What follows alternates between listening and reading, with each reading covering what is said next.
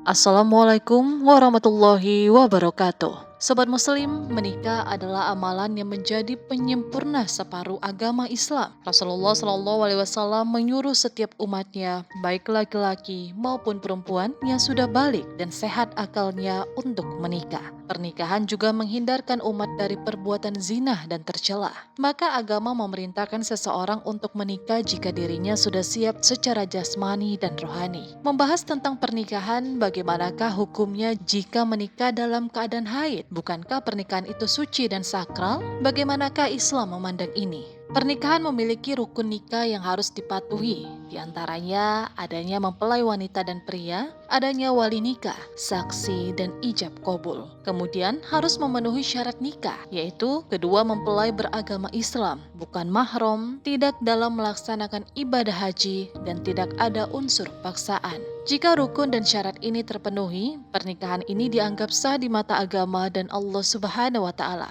Begitu juga sebaliknya.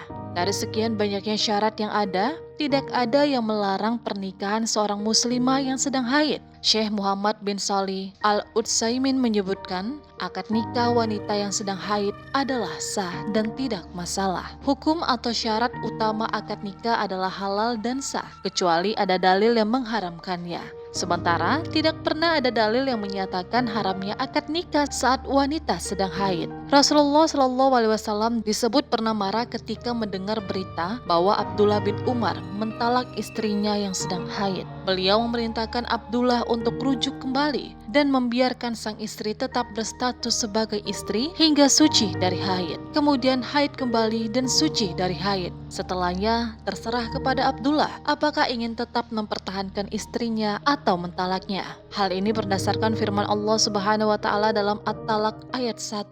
Hai Nabi, apabila kamu menceraikan istri-istrimu, maka hendaklah kamu ceraikan mereka pada waktu mereka dapat menghadapi idahnya yang wajar, dan hitunglah waktu idah itu secara bertawakal kepada Allah Tuhanmu. Janganlah kamu keluarkan mereka dari rumah mereka, dan janganlah mereka diizinkan keluar kecuali mereka mengerjakan perbuatan keji yang terlarang. Syekh Muhammad bin Shalih juga menyebutkan, meski pernikahan yang dilangsungkan dinilai sah, namun sang suami dilarang untuk melakukan hubungan badan hingga sang istri suci dari haidnya. Hal ini sesuai dengan sabda Allah Subhanahu wa Ta'ala dalam Quran Surah Al-Baqarah ayat 222. Mereka bertanya kepadamu tentang haid. Katakanlah, haid itu adalah kotoran. Maka jauhilah diri kalian dari wanita ketika haid dan janganlah kalian mendekati mereka sebelum mereka suci. Apabila mereka sudah suci, maka datangilah mereka di tempat yang diperintahkan Allah kepadamu. Untuk menghindari perbuatan yang tidak diinginkan, tidak sedikit yang menyarankan agar suami dan istri ini tidur di ruangan yang terpisah. Ini untuk menghindari salah satunya tergoda setan untuk melakukan hubungan suami istri yang terlarang. Berpisah tempat tidur sementara lebih baik untuk menghindari hal yang dilarang oleh Allah Subhanahu wa Ta'ala. Kemudian dalam kondisi ini, kedua pengantin tidak bisa melakukan sholat berjamaah di awal malam pertama.